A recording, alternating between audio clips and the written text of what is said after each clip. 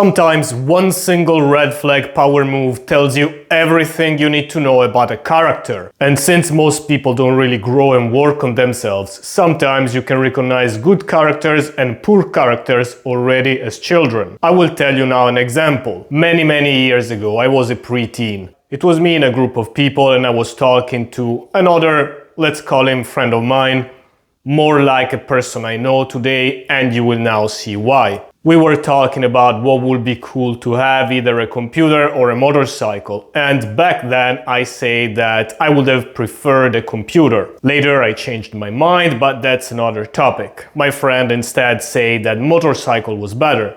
I stuck to my point of view, he stuck to the motorcycle, and we kept arguing about it. And now comes the power move. Here is what he did.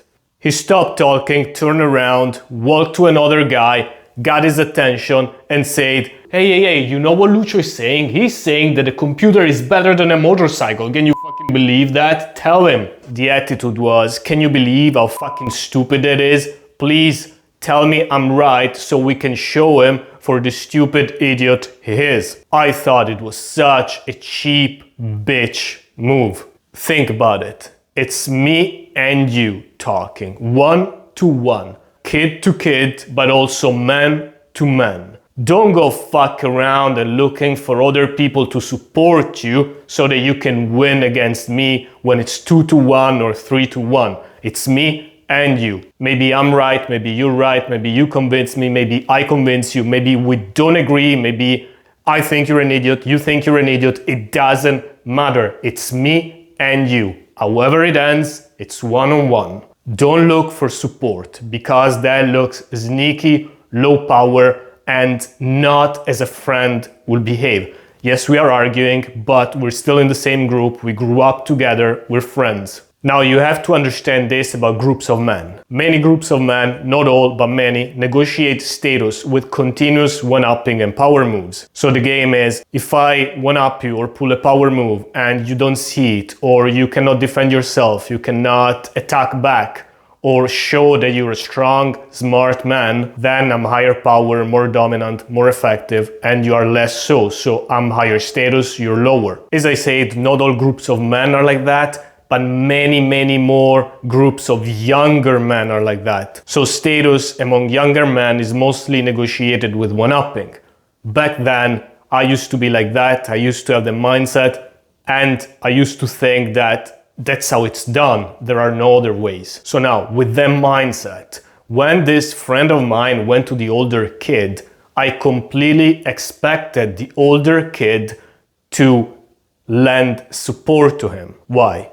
Because think about it with that mindset. When somebody comes to you with the attitude that, look at this idiot, and it gives you a good enough argument to frame the other person as an idiot, that is an easy win. In that case, the argument was motorcycle, more mannish, cooler, guy that prefers a computer, geeky, not cool, fuck him, we are better than him. Also see it from a power dynamics point of view, and you can also understand it with a volleyball comparison. It's as if somebody spikes you a ball and now you got the ball that you can slam. What are you gonna do? If you let the ball drop, they could be seen as you not having the power, the dominance, the aggression to climb social hierarchies.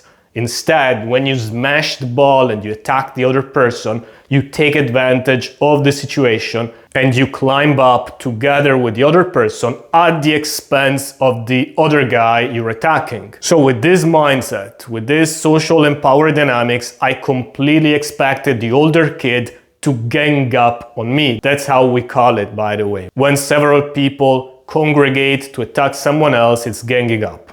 So there I was, standing, thinking, yeah, okay, come on now, guys, go after it. Tell me I'm a fucking idiot. Maybe also go call some other guys. Hey, this fucking idiot likes computers. It doesn't belong here. Go away. So you can imagine how positively shocked I was when the older kid instead said, well, if one can afford both, why not both? I was positively shocked. One, because it was coming from the mindset that you need to attack, That's what normal people do. And two, because I didn't even see the other option.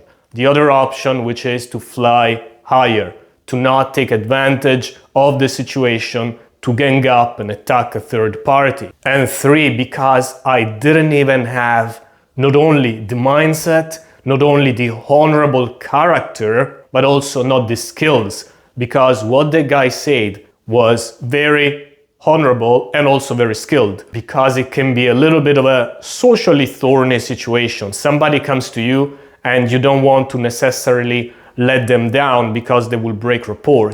So to break rapport would have been to say, well, actually a computer is better. Well, actually, I don't think you're right. Or even stronger, why are you coming to me? That's such a bitch behavior. You're talking to him. Go talk to him.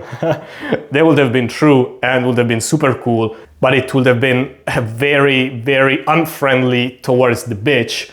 And you don't necessarily want to make an enemy. Instead, the way he did it was honorable and strategic. He didn't attack me, but he didn't break rapport with the other guy. Back then, I was better than the bitch, my friend. I would have never done what I did. But I wasn't at the level of the older kid. His name was Fabio, by the way.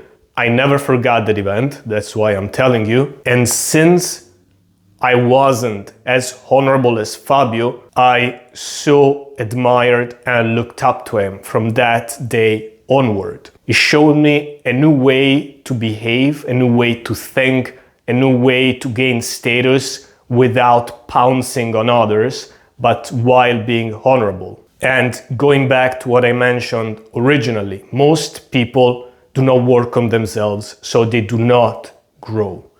So now from that event, flash forward decades later, Fabio is still an honorable guy, a man that I admire, I respect. The other guy, I'm not gonna say anything mean because we were closer in age and we were geographically close. So we grew up together. We used to play football together, ping pong together, compete at soccer table together. The first time in a club, it was also with him, among others. First time drinking with him. So there are many stories with him.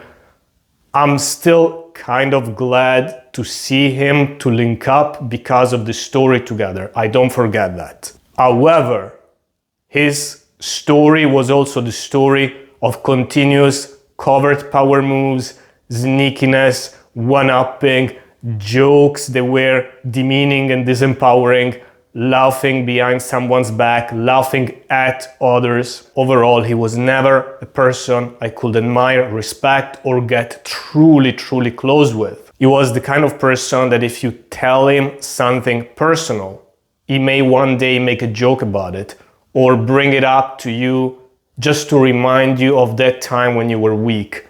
These kind of games that you think, this guy has not my best interest in mind, he's not a close friend, he's not an ally, it's not somebody you can count on. What can we learn from this, and why was the red flag meaningful? Well, the situation was obviously completely insignificant, we know that. However, red flags are significant even when small. Sometimes they are more significant. Why? Think about it. If somebody behaves dishonorably for small things, what makes you think they will behave honorably when it's bigger things? Bigger things where there is more for them to gain. There is nothing to gain in the small things. That's why small red flags are significant, because they tell you how people are likely to behave with the bigger things. Why do you think a guy like that would behave honorably? I don't think so.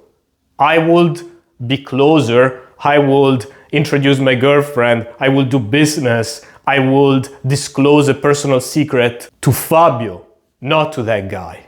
I want Fabios in my life, not clones of that guy. The other important lesson learned is that yes, most people don't grow, but you can grow. Back then, I wasn't at the level of Fabio, but today, if something similar would happen to me, hopefully, I like to think, and I think that I will behave like Fabio did.